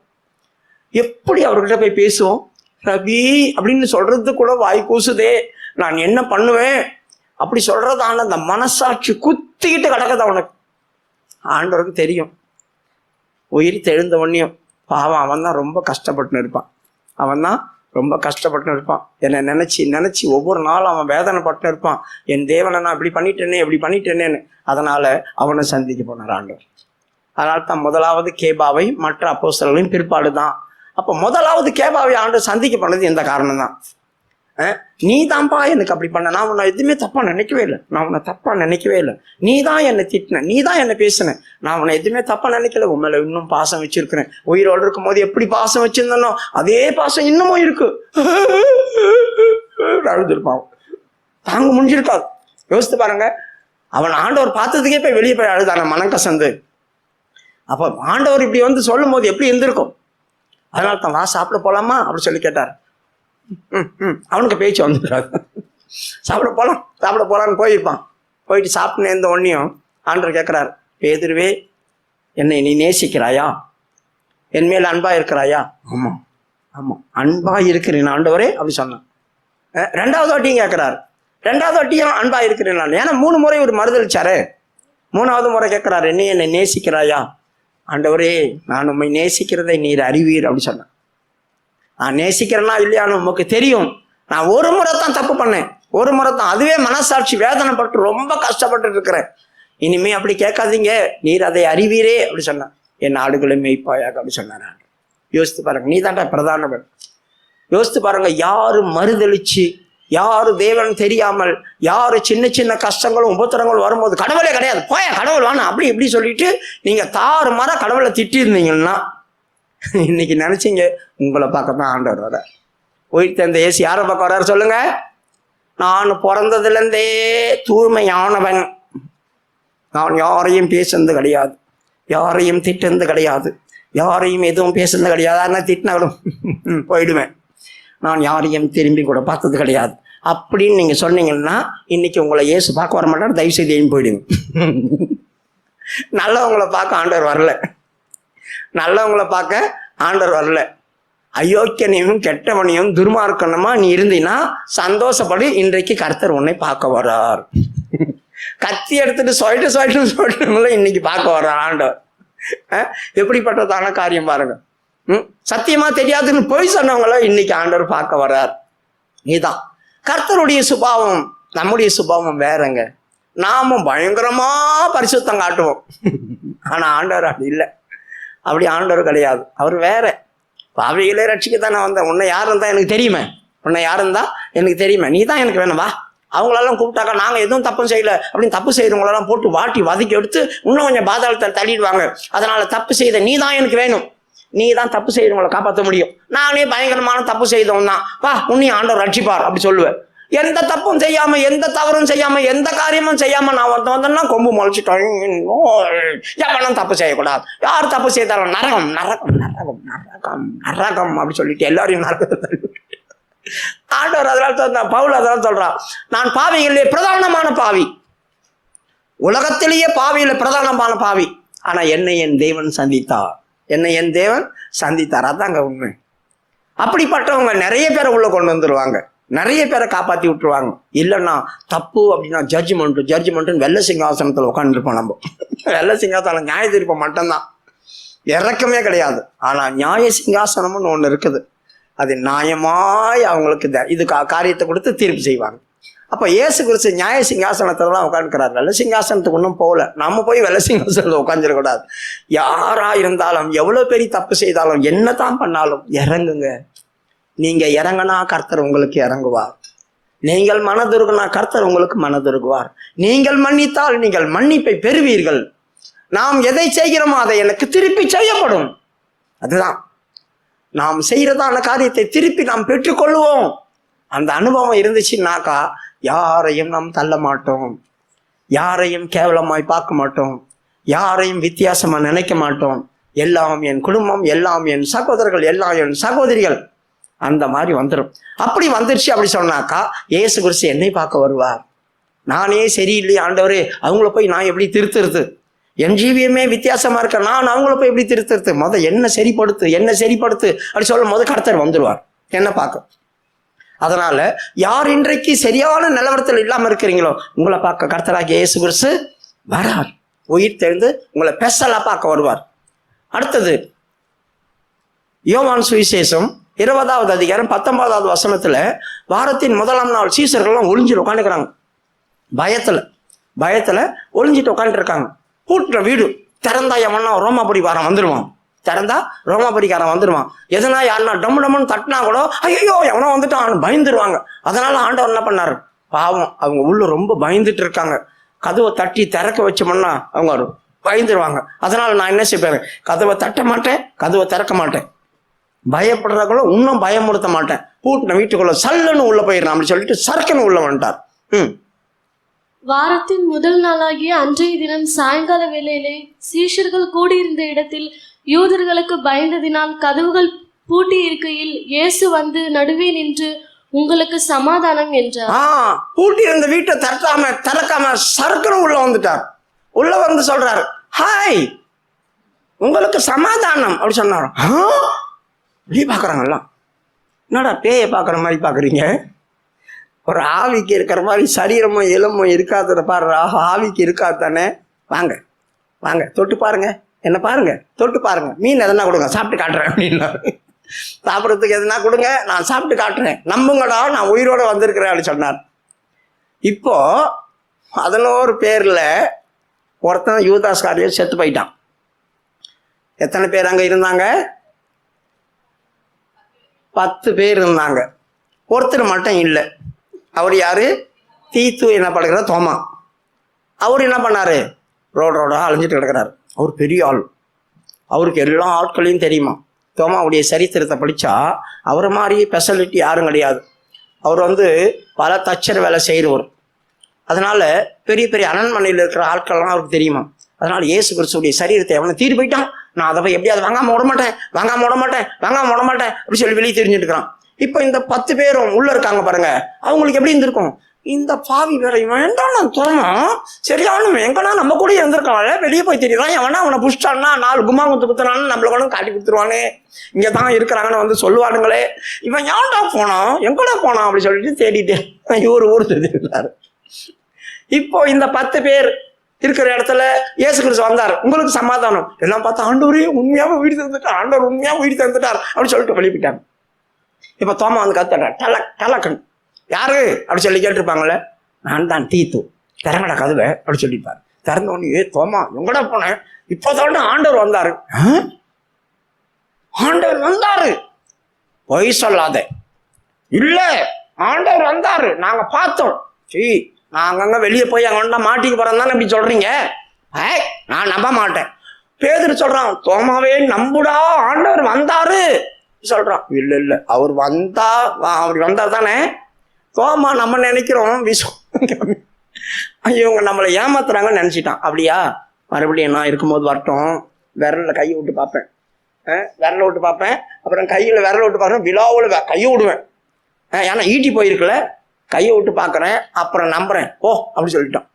நடப்பாவி 10 பேர் சொல்றோம், நீங்க நம்ப மாட்டேற. நம்ப முடியாது. நம்மளுக்கும் கூட தோமா ஆவிதான். ஏன்னா தோமா தானே இங்க வந்தாரு இந்தியாவுக்கு, தமிழ்நாட்டுக்கு தோமா தானே வந்தாரு, அவன் ஆவிதான் நமக்கு இருக்கும். நம்ம எல்லாமே நம்புங்க, கர்த்தர் உங்களை சுகமாக்குறார். அது எங்க ஆக்க போறார்? என்னை வந்து ஆண்டவர் தொடணும், தொடணும். அப்படி தொட்டாதான் ஓ யாரும் என்னை தொட்டு போனாங்க அப்படின்னு சொல்லிட்டு அப்பதான் நம்புவோம். நான் ரட்சிக்கப்பட்டு இருக்கும்போது எங்க சித்தப்பா வீட்டில் நான் இருந்தேன். அது ஒரு காலி ரூம். அங்கே ஒரு முனி இருந்துச்சு. நம்ம படுத்திருந்த போது கோலி டலக்கு டலக்கு டலக்குன்னு அந்த சிமெண்ட்ல போடுறோம். நம்ம பாக்கெட்டில் தான் கோலி விளையாடுறது இருக்கமே. என்னடா அது பாக்கெட்டில் வந்து வந்துச்சான்னு எழுந்து தடவிட்டு இருப்போம். இருக்காது. எங்கள் சுற்றி அது ரூமில் தனியாக படுக்காது அப்படி சொல்லியிருக்கு. நான் போய் அங்கே தனியாக படுத்துருக்குறேன். எங்கள் சித்தப்பா தச்சரோட செய்வார். பெஞ்சு அதில் இல்லை, சவுண்ட் வருது. சராக் சராக் சராக் சராக்குன்னு வருது வெளியே. என்னடா சராக் சராக்குன்னு வருது. எழும்பி உட்காந்துக்கிட்டேன். நம்ம தான் இந்து ஆச்சே. ஐயோ கடவுளே யாராவது இந்த காப்பாத்துங்க சொல்லிருக்கும் போது யாரோ இப்படி தடவிட்டு போனேன். என்ன அவ்வளோதான். நான் கதவை டமால்னு திறந்து வெளியே வரும்போது அப்போதான் நைட் ஷோ சினிமா பார்த்துட்டு எங்கள் மாமாவும் சித்த போகிறோம் அப்படின்னு கத்திட்டாங்க. இந்த உணர்வு தடவுனா தான் நம்மளுக்கு வரும். அந்த மாதிரி தோமா சொல்கிறான், கையை உள்ள விட்டு வல்லாவுக்குள்ள விட்டு பார்த்தா தான் நான் நம்புவேன். என்னடா இவன் இப்படி சொல்லிட்டான். இப்போ ஆண்டவர் என்ன தெரியும் பண்ணாரு, அவனுக்காக 8 நாள் கழிச்சு வந்தாராம். 8 நாள் கழிச்சு. யோவான் 20வது அதிகாரம் 26. மறுபடியும் 8 நாளைக்கு பின்பு அவருடைய சீஷர்கள் வீட்டுக்குள்ளே இருந்தார்கள். தோமாவும் அவர்களுடனே கூட இருந்தான். கதவுகள் பூட்டப்பட்டிருந்தது. அப்பொழுது இயேசு வந்து நடுவே நின்று உங்களுக்கு சமாதானம் என்றார். மறுபடியும் தோமாவுக்கு நிரூபிக்கிறதுக்காக உள்ள வந்தார். உள்ள வந்து வந்த உடனே உங்களுக்கு சமாதானம் சொல்லி எடுத்த உடனே யாரு கூப்பிடாரு பாருங்க, தோமாவே நீ தானடா சொன்ன என்னை பார்த்தா இதோ கையில விரல போடுவேன், விழாவில் கையை போடுவான்னு. சீக்கிரம் சீக்கிரம் இதோ போடு போடு. அப்ப வந்திருப்பான் தோமா. எங்க அந்த ஓட்டை அப்படின்னு சொல்லி வந்திருப்பான். வந்த உடனே ஆண்டவர் தூக்கி அமைச்சனையோ, ஆண்டவரே என் தேவனே, அத்தோட மூச்சு நின்று போச்சு. ஆண்டவரே தேவனே, நான் உன்னை போய் சந்தேகப்பட்டேனே, நான் உன்னை போய் சந்தேகப்பட்டுட்டேனே அப்படி சொல்லி கதறினான். அப்பதான் ஆண்டவர் சொல்றாரு, விசுவாசம் உள்ளவனா இருறா, ஏன்டா இப்படி இருக்கிற, நீ தான் பார்த்தா தானே விசுவாசிப்ப. ஏன்டா அவங்க எத்தனை பேர் சொல்றாங்க, 10 பேர் சேர்ந்து சொல்றாங்க, அப்ப கூட உனக்கு விசுவாசமே இல்லையே. விசுவாசி, நீ 10 பேர் விசுவாசிக்கிற, ஆனா காணாமல் விசுவாசிக்கிறவங்க இருக்காங்களே அவங்க உன்னை பார்க்கலும் பாக்கியவான்கள் அப்படி சொன்னாங்க. அதான் மெயின். நாமெல்லாம் தோமாவை பார்க்கல ஆண்டவரை. அவர் உயிர் தெழுந்தார்னு வேதத்தில் பார்க்குறோம், நம்புறோம். ஆமா உண்மையா ஆண்டவர் உயிர் தெழுந்தார். அப்ப நீங்க யாரா இருப்பீங்க பரலோகத்துல? தோமாவோட ஸ்பெஷலிட்டியா நீங்க இருப்பீங்க. தோமா நம்மளை பார்ப்பாரு, நம்மளுக்கு மேல போயிட்டான், நான் கூடிய இருந்த ஆண்டவர் கூட நம்மளை கீழே வச்சிருக்காங்க, நான் ஸ்பெஷலா வச்சிருக்காங்க அப்படின்னு. காரணம் என்ன? அவன் பார்த்து தான் விசுவாசித்தான், நாம் பார்க்காமையே விசுவாசிக்கிறோம்.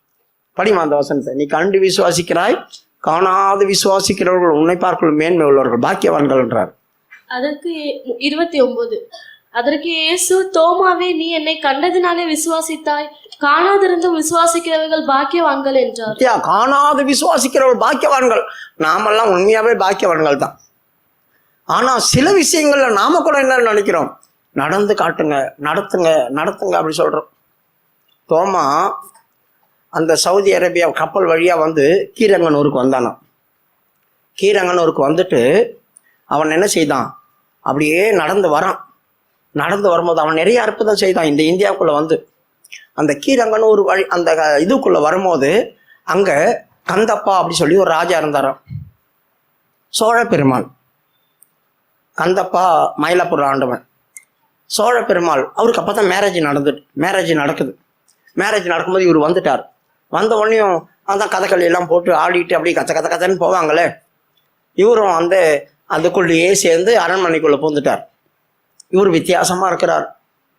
அப்போ இவர் வாய் சும்மா இருக்காது இல்லையா, யாருக்கிட்டையாவது போய் ஆண்டவரை பத்தி சொல்லியிருக்கணுமே. என்னங்க அவன் ஒரு யூதன் தானேங்க, கேரளாவில் மலையாளம் தானே பேசுவாங்க, அப்படி அவர் சொன்னது எப்படி மலையாளிக்கு புரியும்? இல்லை, அந்த காலத்துல கிரேக்க மொழி முழு சர்வதேசத்துல இருந்துச்சு.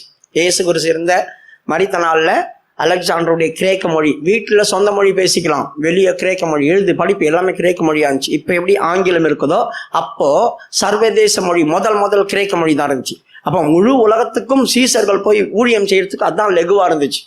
கிரேக்க மொழி. அதனால தான் புதிய ஏற்பாடு கிரேக்க மொழியில் எழுதினாங்க. பழைய ஏற்பாடு மட்டும்தான் எபிரேய மொழி, புதிய ஏற்பாடு கிரேக்க மொழி.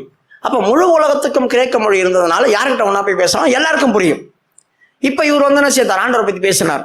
பேசும்போது ஒருத்தன் என்ன பண்ணான், ஓங்கி கன்னத்தில் அரைஞ்சான் தோமாவை. அவன் என்ன பண்ணான், கர்த்தர் நீதி செய்வார்னு போயிட்டான். 3 நாள் கழிச்சு, மேரேஜ் எல்லாம் முடிஞ்சு 3 நாள் கழிச்சு ராஜா கொல்லு மண்டபத்தில் என்ன செய்கிறார், சேர்ல உட்காந்துட்டு இருக்கிறார். அப்போ ஒரு நாய் ஒருத்தன் மனுஷனுடைய கையை கவி கொண்டு வந்து கொல்லு மண்டபத்தில் போட்டு போயிடுச்சு. என்னடா அது, நாய் கையை கொண்டு வந்து கவி போட்டு போகுது அப்படி சொன்ன உடனேயும் அங்க இருக்கிறவங்க சொன்னாங்க, ஐயா என்னமோ நடந்துக்க. நாய் பின்னாலேயே ஓடினாங்க. நாய் பின்னாலேயே ஓடினாக்கா ஒருத்தனை புளி அடிச்சு சின்ன பின்னமா ஆக்கி வச்சிருக்கு. அதுல இருந்து தான் துண்டு நாய் கையை தூக்கிட்டு வந்துரு. இப்போ அதை தூக்கிட்டு வந்தாங்க. தூக்கிட்டு வந்து யாருன்னு பார்த்தா, 3 நாளைக்கு முன்னே உங்களுக்கு கல்யாணம் நடக்கும்போது ஒருத்தன் ஒரு சாமியார் வந்ததுனால யூதா தேசத்துல இருந்து அவனை போட்டு அடிச்சு விட்டானுங்க. அவரை கர்த்தர் நீதி செய்வார்னு சொல்லிட்டு போயிட்டாரு. அவன் தான் எங்க அந்த ஆள், அவர் எங்க தேடி கண்டுபிடிச்சு கூப்பிட்டு வாங்கன்னு அவரை கூப்பிட்டு வந்தாங்க. கூப்பிட்டு வந்தோடனே யாருப்பா நீ, பாரு நீ சொன்ன மாதிரி உனக்கு ஏதோ நடந்திருக்கு, என்ன ஆச்சு, நீ யாரு, எப்படிப்பட்டவனு கேட்டா, ஒரு நிமிஷம் இருங்க அப்படி சொல்லிட்டு அந்த கையை வாங்கி என்ன பண்ணான்னா, ஆண்டவரே இந்த மனுஷன் எழுப்பு அப்படி சொல்லி அந்த கையை உரிய இடத்துல வச்ச உடனே கை ஒட்டிக்கிச்சான். கொஞ்ச நேரத்துக்குள்ள அவர் உயிரோட எழும்பிட்டாராம். முதல் இந்தியாவுக்குள்ள நடந்த அற்புதம் எங்க நடக்குதுன்னா, இந்த சோழ பெருமாளுடைய அரண்மனைக்குள்ள. அதை பார்த்து பிரமிச்சு போய் அவர் ரட்சிக்கப்பட்டாராம். யாரு, சோழ பெருமாள். கிபி 52 நடந்த கதை இது. கிபி 52 72 வரைக்கும் தோமா இந்த இந்தியாவில் தமிழ்நாட்டில் ஊழியம் செய்தார். 72 தான் அவர் கொலை பண்றாங்க. 20 வருஷம் அவர் அங்கே இருந்து பல்லாவரம் மலையிலிருந்து அந்த பீச் வழியா போய் சாந்தோம் சர்ச்சில் போய் விழுந்து சாவறார். அங்கதான் சாவறார், ஈட்டியை குத்திட்டாங்க. இப்போ அவர் இந்த மாதிரி ஆச்சு. அப்போ கொஞ்சம் பேர் அங்க ரட்சிக்கப்பட்டாங்களாம். முதல் ரட்சிக்கப்பட்டது இந்த இந்தியாவுக்குள்ள யாரு, ராஜா, ஒரு ராஜா, அப்புறம் அவங்க பிள்ளைங்க, அதுக்கப்புறமா பெரிய பெரிய ஆட்கள் எல்லாம் சொல்றாங்க, கிறிஸ்தவன் ஆயிட்டாக்கா அது என்னது, தாழ்ந்த ஜாதி, கிறிஸ்தவனானா தாழ்ந்த ஜாதி அப்படி சொல்றாங்கல்ல. இந்தியாவுக்குள்ள முதல் ரட்சிக்கப்பட்டவன்னு ஒரு பெரிய சத்திரியன், அவன் ராஜா, அதுக்கப்புறம் மந்திரி, அவங்க கூட சேர்ந்தவர்கள், சாதாரணமான நாட்கள்ல ரட்சிக்கப்பட்டது. அதுக்கப்புறமா தான் அவர் என்ன செய்தார், அங்கிருந்து வாமனா அப்படின்ற ஒரு இடத்துக்கு வந்தாராம், திருச்சூர் பக்கத்துல. அந்த இடத்துல வரும்போது நங்கூதிரி பிராமணர்கள் இருந்தாங்களாம். அவங்க யாரு, வேதத்தை சொல்லி கொடுக்குறவங்க. அவங்க குளிச்சுட்டு இருந்தாங்களாம். தண்ணி எடுத்து குளிக்கும் போது என்ன பண்ணுவாங்க, அவங்க ஒரு ஸ்லோகம் சொல்லுவாங்க. அதாவது பிராப்தனான ஸ்லோகம். ஸ்நானம் பண்ணும்போது ஒரு ஸ்லோகம் சொல்லுவாங்க. தண்ணி அள்ளி பாவோகம் பாவ கர்மோகம் பாவ கண்மோகம் பாவாத்மா பாவ சம்பவா ஹரிகரே சர்வ பாவ ஹரிகரேன்னு சொல்லி ஊற்றிட்டு அதுக்கப்புறம் தான் அவங்க எடுத்து விடுவாங்க. நாங்கள் பிறப்புல பாவம் செய்திருக்கிறோம், பாவத்தில் நிலைச்சிருக்கிறோம், பாவத்திலேயே செய்துட்டு இருக்கிறோம். அதனால என்ன பண்ணுங்க, எங்கள் பாவத்தெல்லாம் மன்னிங்க, சர்வ பாவ அறிகரே அப்படி சொல்றதால எங்கள் சர்வ பாவத்தையும் நீக்கி எங்களை சுத்தமாக்கும் அப்படி சொல்லி தான் அந்த மந்திரத்தை சொல்லி குளிப்பாங்களாம். இப்படி பண்ணிட்டு இருக்கும் போது தோமா வந்தாரான். என்ன பண்றீங்க, அக்னி பகவானுக்கு நாங்கள் அர்ச்சனை பண்ணிட்டு இருக்கிறோம் அப்படின்னு. இப்படி தண்ணி அள்ளி ஊத்துறீங்களே, மேலே போட்டுமே அப்படி சொன்னாங்க. அது எப்படி, போவோம் அப்படி சொல்லி பண்ணி அள்ளி மந்திரம் சொல்லி ஊட்டுனோம். போவே இல்லையா, கொஞ்சம் வாங்க இப்படி வாங்க மேலே ஏறுங்க அப்படி சொன்னாங்க. மேலே ஏறினாங்களாம். ஏறின போது இவர் என்ன பண்ணாராம், கீழே இறங்கி கொஞ்சம் தண்ணி அள்ளி, ஆண்டவரே இந்த இந்தியாவில் இருக்கிற ஜனங்க அற்புதம் அடையாளம் பார்க்கலாம் ரட்சிக்கப்பட மாட்டாங்க, நான் அள்ளி ஊத்துற தண்ணி அப்படியே மேலே நிறுத்தி ஏசி நாமத்தில் நின்று போச்சான் அப்படியே தண்ணி. 2வது ஒரு அற்புதம், அவன் ஒரு மண்ணுலேருந்து ஒரு கொஞ்சம் தரையிலேருந்து மண்ணெல்லாம் எப்படி குழியா இருக்குமோ அந்த மாதிரி அந்த தண்ணிலையும் குழியா இருந்துச்சான். மேலே போனதான அந்த தண்ணி அப்படியே தெர போல நின்று கடைசியில் பூக்களை மாதிரி விழுந்துச்சான். இந்த 12 நங்கோதிரி பிராமணர்கள் ரட்சிக்கப்பட்டாங்களாம். இந்த தெய்வம் தான் எங்களுக்கு வேணும் அப்படி சொல்லிட்டு அவங்கள ரட்சிப்புல கொண்டு வந்த பிறகுதான் அப்படியே எங்க வந்தார், இவரு மயிலாப்பூருக்கு வந்தார். மயிலாப்பூருக்கு வந்தாக்கா அங்கதான் கந்தப்பா அப்படின்ற ஒரு ராஜா அரசாண்டு இருக்கார். அவர் என்ன பண்ணாரு, அரசாட்சி செய்துட்டு இருக்கும் போது அந்த மெரினா பீச் இருக்கு பார்த்தீங்களா, அந்த பக்கமா சாந்தம் சர்ச் பீச்சில் ஒரு பெரிய தேக்கு மரம் மெதிக்கிட்டு வருதான்.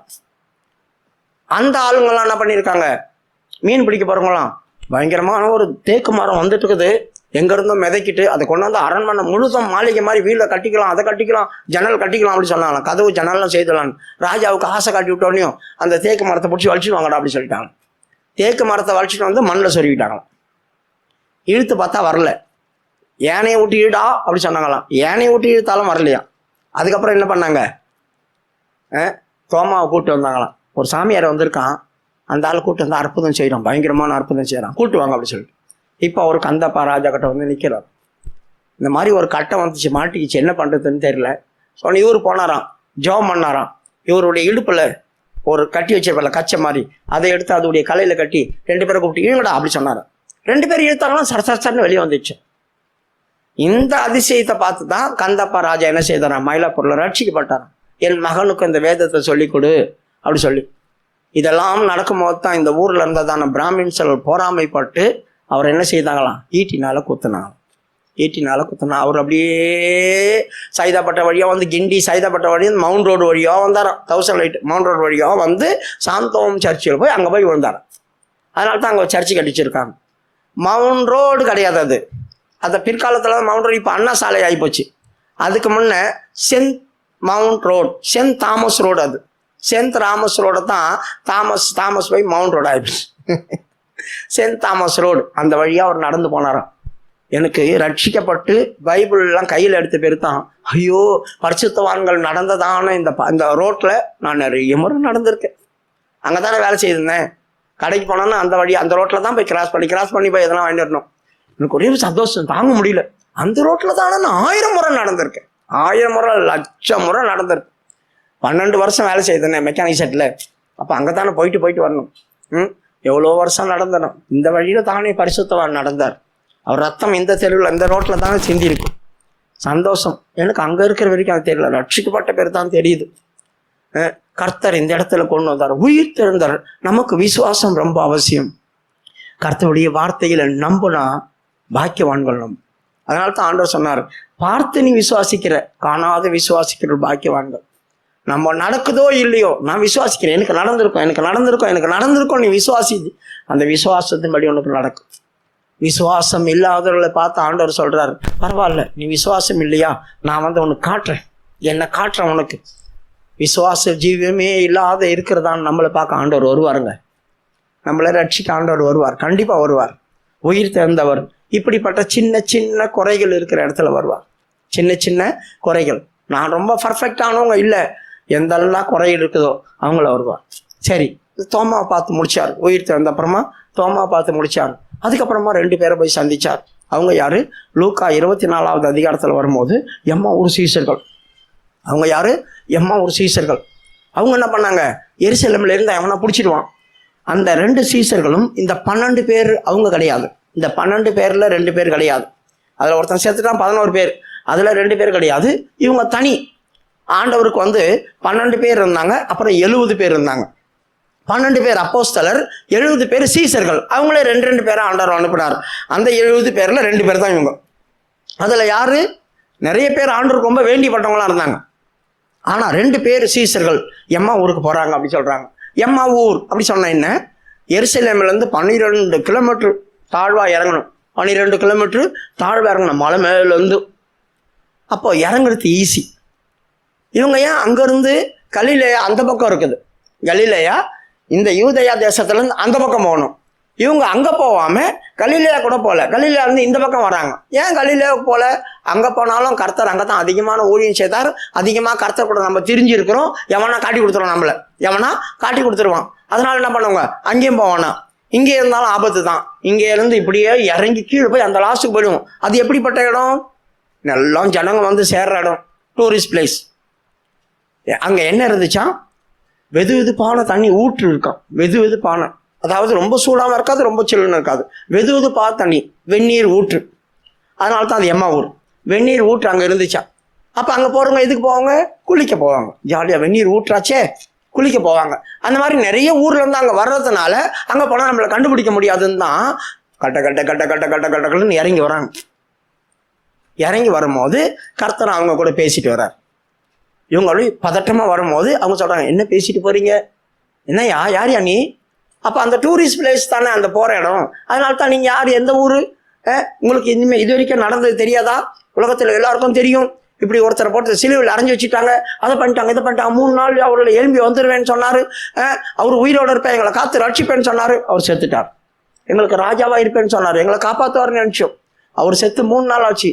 ஆனால் சில ஸ்திரீகள் வந்து சொல்கிறாங்க அவர் இல்லை, அவர் உயிர் திறந்தாருன்னு. நாங்கள் எப்படி நம்புறது? பொம்பளைங்க சொல்கிறதால நாங்கள் நம்பக்கூடாதே, நம்ப மாட்டோம் நாங்கள். அதனால நாங்கள் என்ன பண்ணுறது, அங்கே எல்லாமே போயிட்டு இருக்கிறோம். அப்படி ஆண்டவர் அவங்களுக்கு நிறைய வசனத்தை விவரித்து சொல்லிட்டு வர்றாரு, நிறைய வசனத்தை விவரித்து சொல்லிட்டு வர்றாரு. அதில் ஒரு ஆள், அவன் பேர் போட்டிருக்குது, ஒருத்தன் பேர் போடல, ஒருத்தன் பேர் கிளையாப்பா அப்படி சொல்லி போட்டிருக்கு. லூக்கா 24 வசனம் சொல்லும் போதே எடுத்து வைக்க வேண்டியதானம்மா. லூக்கா 24:18. அவர்களில் ஒருவனாகிய கிளியோப்பா என்பவன் பிரதியுத்தரமாக, இந்நாட்களில் எருசலேமிலே நடந்தவைகளை அறியாதபடிக்கு நீர் அந்நியரா இருக்கிறீரோ என்றான். பின்மாற்றத்தின் ஆவி நம்மளுக்கு வருது, நம்பிக்கை இழந்துட்டோம் அப்படி சொன்னாக்கா தெய்வமே நம்ம கூட வந்து பேசினாலும் நம்ம நம்ப மாட்டோம்.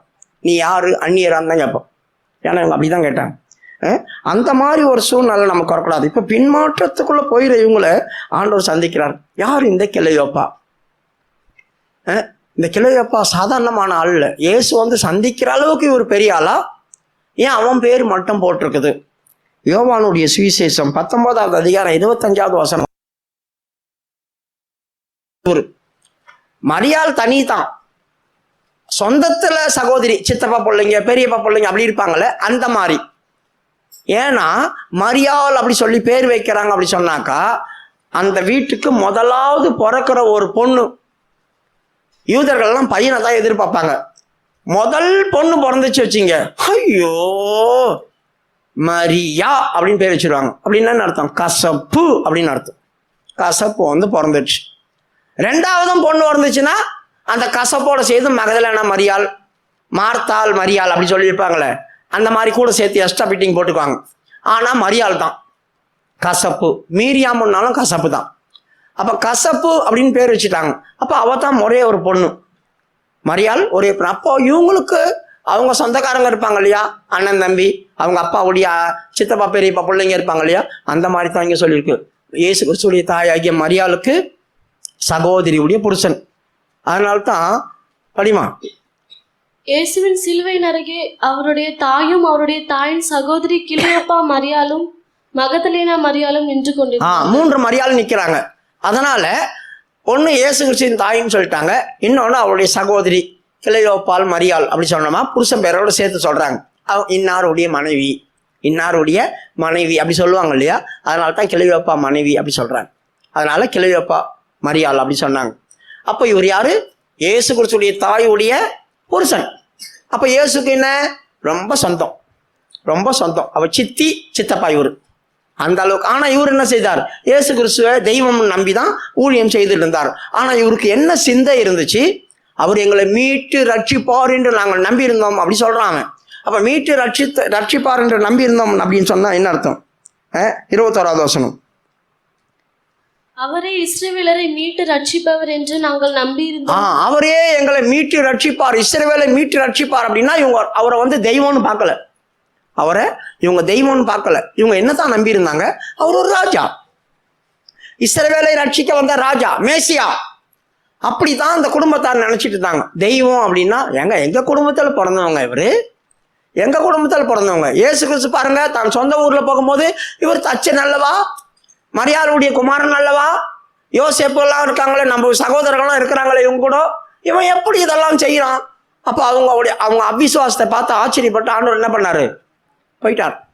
அப்போ இவங்க சொந்த ஊர்ல நம்ப மாட்டாங்க, சொந்த ஊர்லயே நம்ப மாட்டாங்க, சொந்த வீட்டுல நம்புவாங்களா? தெய்வம் நம்பல. ஆனா இவங்க என்ன நம்பி இருந்தாங்க? இவர் எங்களை ரட்சித்து மீட்பார் என்று நம்பி இருந்தோம் அப்படி சொன்னா இஸ்ரவேலுக்கே இவர் ராஜாவா மாறுவார், இவர் அரசாள்வார்.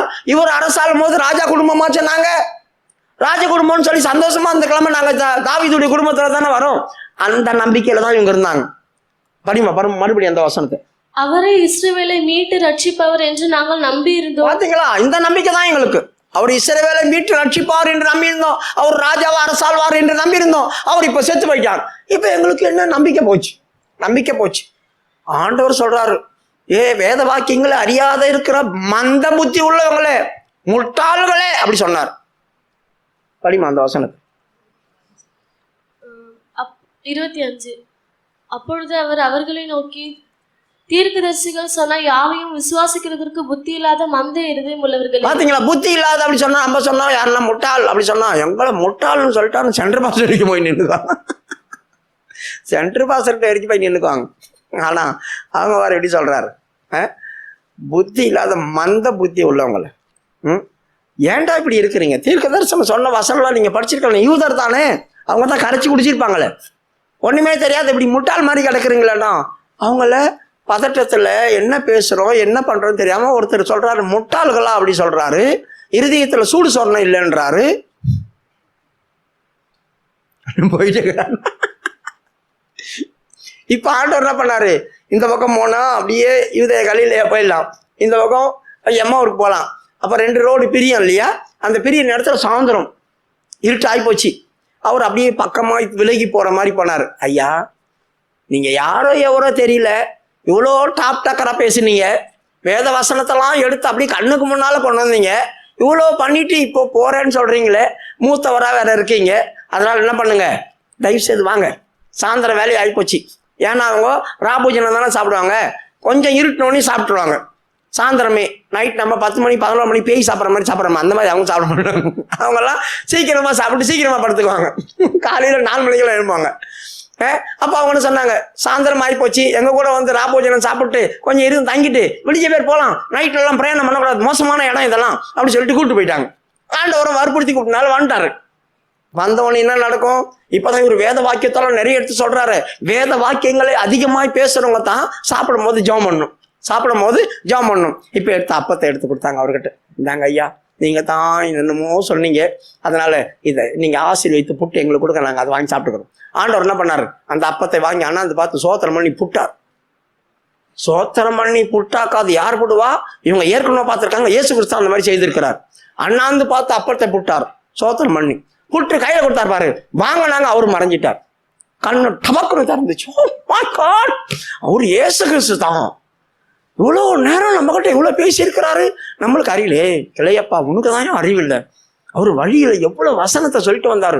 இருதயமெல்லாம் அப்படியே கொழுந்து விட்டு எரியுது. நீ என்ன அப்படியா அப்படியா அப்படியான்னு கேட்டு வரேன். என்ன கிளையப்பா, நீ என்ன சொந்தக்கார அவருக்கு? நானே அவர் சொந்தக்காரர் கிடையாது, எனக்கே அவரை பத்தி தெரியுது, புள்ளெல்லாம் அப்படி கொதிக்குது, நீ நம்ம அப்படியா அப்படியான்னு கேட்டு இருந்தையா, உனக்கு தான் அறிவே கிடையாது. ஐயோ, நான் தப்பு பண்ணிட்டேனே, அவர் தானே உயிரோடு வந்துட்டாரே, இப்ப என்ன பண்ணலாம் போடலாமா? ஐயோ, இப்பயா மறுபடியும் என்ன பண்ணணும், 12 கிலோமீட்டர் மேலே ஏறணும். இறங்குறது ஈஸி, மலையிலேருந்து இறங்கும் போது சோத்திரம் சோத்திரம் சோத்திரம் சோத்திரம் சோத்திரம் ஓடி வந்துடலாம், மூச்சு வாங்காது. ஆனால் ஏறணும்னாக்கா பாருங்க, அப்படி தாங்க முடியாது. வால்பாறை 50 படி இறங்கும் போது ஏறும் போதே வெளியே போய் அந்த காரில் ஏறணும். ஜெபம் பண்ணுங்கண்ணா, கர்த்தாவே எங்களை வழி பாதுகாத்து கொள்ளும் அப்படி சொல்லணும். மூச்சு தாறுபாறு வாங்கும் 50 படி ஏறி வந்தாவே. சிஸ்டர்களை ஜெபம் பண்ணுமா அப்படின்னு சொன்னா அவ்வளோதான், செத்துடுவாங்க பாவம். எங்களே ஜெபம் பண்ணுங்க. மேலே ஏறுறது ரொம்ப கஷ்டம், கீழே இறங்கலாம் தடபடன்னு, மேலே ஏறணும். பாருங்க, இவங்க மறுபடியும் மேலே ஏறணும். நைட்டு காட்டு வழியா போகணும், மிருகங்கள் வரும், எது ஒன்று வரும், எதையும் பார்க்கல. கண்ணு திறந்த போது மகிமை அவங்கள மூடிக்குச்சு. நாம் பின்மாற்றத்துக்குள்ள இருக்கிற வரைக்கும் தான் என்னென்னமோ பேசுவோம். ஆனா கர்த்தர் நம்மளை தொட்டு கண்ணை திறந்துட்டாரு வச்சுங்க, மாறிடும். யாரை பார்க்க வந்தார் பாருங்க, பின்மாற்றமாய். சீசர்கள் கூட இல்லை, அவங்க சொந்த ஊருக்குள்ள இல்லை, ஜாலியா எங்க டூர் போற மாதிரி போறாங்க, ஜாலியா எங்க டூர் போற மாதிரி போறாங்க. ஆண்டவர் பார்த்தாரு, ஏன்டா இப்படி போறீங்க, உங்களுக்கு தான்டா நான் மறிச்சேன், உங்களுக்காக தான்டா உயிராலும் வந்தேன் நான், இப்படி போயிடுறீங்களே, அநியாயத்துக்கு என்னை விட்டு விலகுறீங்களே அப்படின்னு சொல்லி மெனக்கிட்டு அவங்கள வந்து பார்க்குறாரு. யோசித்து பாருங்க, தெய்வத்தை விட்டு பிரிய பிரிய பிரிய, நீ தானே போற, போய் தொலை அப்படி சொல்லி உள்ளே ஆண்டவர், நீ போற போய் தொலை அப்படி சொல்லி உள்ளேயே பின்னாலேயே அலையிறாரு ஆண்டவர். யோசித்து பாருங்க, நல்லவங்களெல்லாம் விட்டுட்டாரு, அவங்கெல்லாம் அங்கதான் இருக்கிறாங்க, யாரோ ஒருத்தவங்க வேலைக்கு போறாங்க, அவங்களுக்காக ஆண்டவர் வந்தார், உயிர் தேர்ந்த இயேசு. இப்ப இவங்க போய் கடகடன்னு சொல்றாங்க, நைட்டு எத்தனை மணிக்கு போய் சொன்னாங்களோ தெரியாது, போய் சொல்றாங்க, இயேசு உயிர் தேர்ந்தார், எங்களுக்கு காட்சி கொடுத்தார், இயேசு உயிர் தேர்ந்தார், எங்களுக்கு காட்சி கொடுத்தார் அப்படி சொல்றாங்க. அதுதாங்க கர்த்தராகிய இயேசு கிறிஸ்து உயிர் தெழுந்து நம்மளுக்கு ஆண்டவர் காட்சி கொடுக்கணும்னா, நம்மளுக்கும் இப்படிப்பட்ட தகுதியெல்லாம் இருந்துச்சுன்னா நீங்க பாக்கியசாலி தான் உண்மையாவே. இல்லைங்க, நாங்கள் அப்படியெல்லாம் இல்லைங்க, ஆண்டவரை ஆழமா விசுவாசிக்கிறோம். ஆழமா நீங்க விசுவாசித்ததாலாம் இப்ப நான் சொன்ன பார்த்தீங்களா, சாட்சி சொல்லுங்க, கர்த்தர் உங்களுக்கு எதனா நன்மை செய்திருந்தா, உங்களை தொட்டு இருந்தான்னாக்கா, காணும் வழி காணும் போச்சு. ஒண்ணும் இல்லை. குதிச்சு எழுந்து வந்து கர்த்தர் என்னை தொட்டார். விசுவாசம் தான் இல்லையே. ஆண்டவர் தொட்டார், உங்களை தொட்டார். எங்க தொட்டார்? எங்க தொட்டார்? உங்க விசுவாசம் இல்லையே. அப்போ உங்களை தானே பார்க்க வந்திருக்கணும் ஆண்டவர். உங்களை தானே பார்க்க வந்திருக்கணும். கண்களை மூடுங்க. சோத்திரம் சோத்திரம் சோத்திரம் சோத்திரம் சோத்திரம் சோத்திரம் சோத்திரம் சோத்திரம் சோத்திரம் சோத்திரம் சோத்திரம்